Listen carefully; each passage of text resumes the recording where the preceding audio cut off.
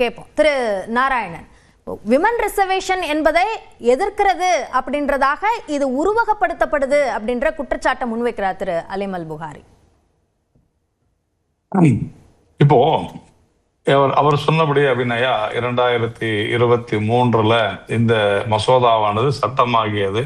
அதற்கு எல்லாருமே ஆதரவு கொடுத்தாங்க. ஆனா அந்த மசோதாவில் அந்த சட்டத்துல இந்த 543க்கான இடஒதுக்கீடு என்பது ஒதுக்கப்படவில்லை என்பதை நாம் புரிந்து கொள்ள வேண்டும். அதை ஏற்றுக்கொண்டதும் இவர்கள் தான், அதை ஆதரித்தார்கள். அப்பொழுது அதை அவர்கள் எதிர்க்கவில்லை என்பதை நான் இங்கே ஆழமாக பதிய வைக்க விரும்புகிறேன். அதே போல நாம 2001 25 வருடங்கள் என்பது 2026. அப்போ அந்த நேரத்துல நாம சென்சஸ் எடுத்து, மக்கள் தொகை கணக்கெடுப்பு எடுத்து அதன் பிறகு நாம கொண்டு வருவோம்னு சொன்னார். ஆனால் இப்பொழுது அதற்கான கால அவகாசம் நிறைய போய்கிட்டே இருக்கு, நீண்டுகிட்டே இருக்குது. பெண்கள் தங்களுக்கு உரிய பிரதிநிதித்துவம் வர வேண்டும், தங்களுடைய உரிமை காக்கப்பட வேண்டும் என்பதை விரும்புகிறார்கள். இப்பொழுது அதற்கான நேரம் இருக்கிறது, கால அவகாசம் வந்திருக்கிறது. அதனால 2029 நம்ம கொடுக்கலாம். ஏன் இன்னும் ஒரு 7 வருடம் நாம காத்திருக்க வேண்டும் என்பதுதான் மிக மிக முக்கியமான விஷயம். ஏற்கனவே அரசியலமைப்பு சட்டப்படி 543 என்பதுல பெண்களுக்கான இடஒதுக்கீடு இல்லை. தயவு செஞ்சு புரிஞ்சுங்க. ஆனால் சரி, அப்படியே அவங்க அதை அன்னைக்கே கேட்டாங்களா அப்படின்னா அன்னைக்கு அவங்க கேட்கல. ஒருவேளை இந்த 543 செய்ய வேண்டியதுதான்னா ஏன் 2004 2014 வரை அவர்கள் செய்யவில்லை? அவர்கள் செய்திருக்கலாமே, ஏன் செய்யல?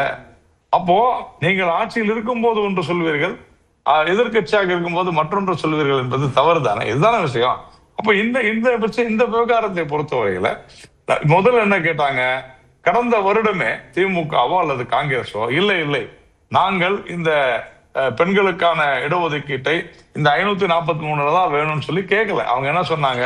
கண்டிப்பாக எங்களுக்கு இதுல தமிழகத்திற்கு எந்த விதமான இழப்பும் இல்லை என்பதை உறுதிப்படுத்த வேண்டும் அப்படின்னு சொன்னாங்களா? கேட்டாங்க. அதை எப்படி சொல்லணும்னு சொன்னாங்க? அமித்ஷா அவர்கள் சொல்ல வேண்டும், பிரதமர் சொல்ல வேண்டும் சொன்னாங்க. அப்புறமா என்ன சொன்னாங்க? எவ்வளவு இடங்கள்னு சொல்லுங்கன்னாங்க. இப்போ 20 இடங்கள் அதிகம், 39 50 விழுக்காடு அதிகம்னு சொன்ன பிறகு அது ஏன் பில்லுல வரலன்னாங்க. பில்லுல 1 மணி நேரத்துல கொடுக்குறேன் அப்படின்னு சேலஞ்சு பண்ணாரு அமித்ஷா அவர்கள். இது எல்லாவற்றையுமே இவர்கள் கோட்டை விட்டு வேண்டும் என்றே திட்டமிட்ட ரீதியில பெண்களுக்கு இடஒதுக்கீடு கொடுக்க கூடாது என்கிற காங்கிரஸ் மற்றும் திமுகவினுடைய கொள்கையின்படி பெண்களுக்கு எதிராக மிகப்பெரிய துரோகத்தை செய்திருக்கிறார்கள், இழைத்திருக்கிறார்கள் என்பதை நான் மிக மிக வன்மையாக கண்டிப்போடு இதை நான் இங்கே தெரிவித்துக் கொள்கிறேன். டீலிமிட்டேஷன் என்ற அந்த நடைமுறையை தான் நாங்க எதிர்க்கிறோம் அப்படின்னு திமுக கூட்டணி கட்சிகள் காங்கிரஸ் தரப்புல இருந்து சொல்லப்படுது.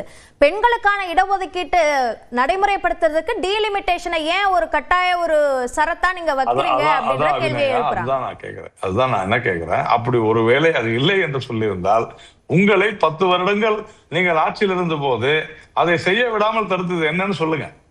அதான் நான் கேட்கிறேன். நானு இந்த 543 கான்ஸ்டிடியூஷன் படி இல்லைங்க, இதுல செய்ய முடியாது, அது அவங்களுக்கு தெரியும். அப்ப ஒருவேளை இப்ப செய்ய முடியும்னு சொன்னா 10 வருஷம் நீங்க செய்யலன்றதான் நம்ம கேள்வி கேட்கிறோம். செய்ய முடியாதுன்றதுதான் பிரச்சனை. அப்போ 2023 பில்லுல இந்த இடங்கள் அதிகரிக்கப்படும், அதுல இடஒதுக்கீடு கொடுக்கப்படும் என்று நாம் சொல்லி இருக்கிறோம். இப்ப இடங்களை அதிகரித்தால் தானே கொடுக்க முடியும். இதான லீகல், இதுதான சட்ட ரீதியான விஷயம். அப்ப அதை மூடி மறைத்து உங்களுடைய நோக்கம் என்ன? உங்களுடைய உள்நோக்கம் என்னன்னா பெண்களுக்கு இந்த நாட்டுல உரிமை கொடுக்க கூடாது, பெண்களுடைய அவர்களுக்கு அதிகாரம் வழங்கக்கூடாது அப்படின்றதுதான் உண்மை. அதுதான் காங்கிரசும் திமுகவும் செய்கிறது. சரி, திரு ஜென்ராம், இந்த தொகுதி மறுவரையறை விவகாரத்தை பொறுத்த வரைக்கும் இது பெண்களுக்கு எதிரான ஒரு நிலைப்பாடு என்று பாஜக சொல்கிறது.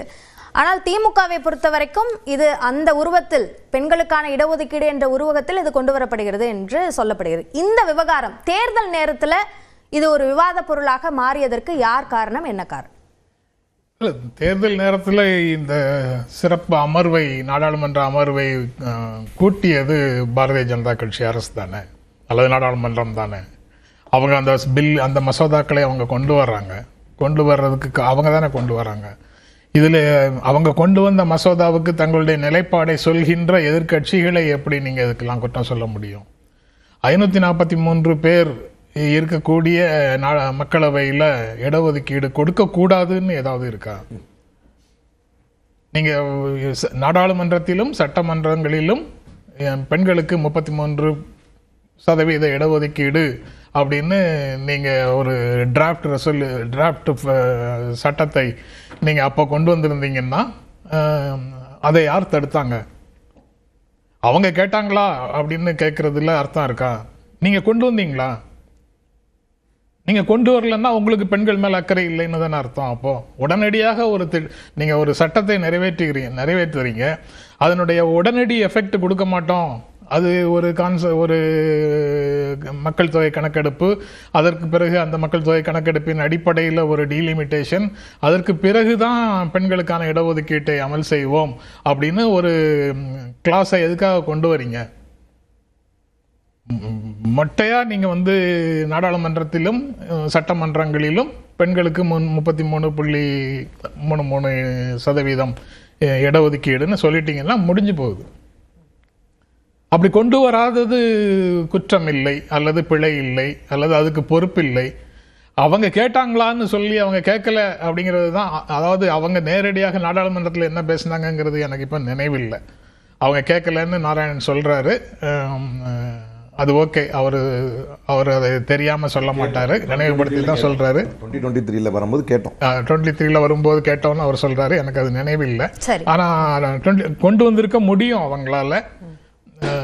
இப்ப திடீரென்று அவங்களுக்கு அந்த முடிவை எடுக்கிறதுக்கு இப்ப 29 நடைமுறைப்படுத்த வேண்டும், பெண்களுக்கு இது அதிகாரம் கொடுப்பதற்கு இதுதான் உகந்த நேரம் அப்படிங்கிற ஞானோதயம் எங்கிருந்து வந்தது?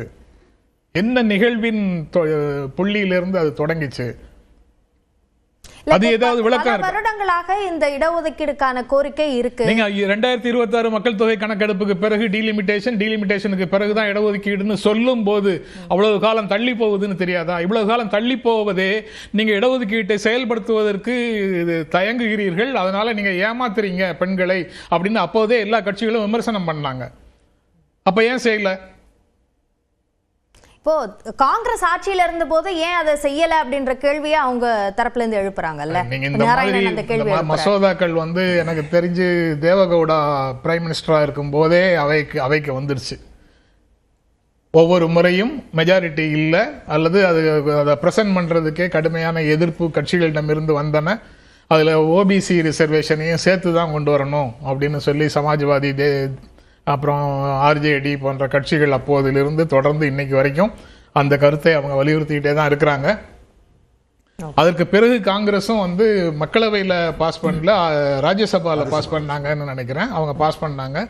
அதுக்கு பிறகு வந்த உடனே 2014 வந்த உடனேயே இதை ஏன் செய்யலன்னு நான் கேட்கலாமா? இப்ப நீங்க கொண்டு வந்ததுல என்ன நடந்ததுன்னு பேசிட்டு இருக்கிறோம். இன்னைக்கு ஏன் கொண்டு வரீங்க, அதோட ஏன் கிளப் பண்றீங்க? கிளப் பண்ணதுனால இது இம்ப்ளிமெண்டேஷன் தள்ளி போகுது. நீங்க இப்படியே இம்ப்ளிமெண்ட் பண்றதுக்கு என்ன தடை? இன்னைக்கு திமுக திரும்ப தனிநபர் மசோதா கூட அது தொடர்பாக கொடுத்திருக்கிறாங்க. 543 கொடுக்கறதுக்கு பில் கொண்டு வாங்கன்னு.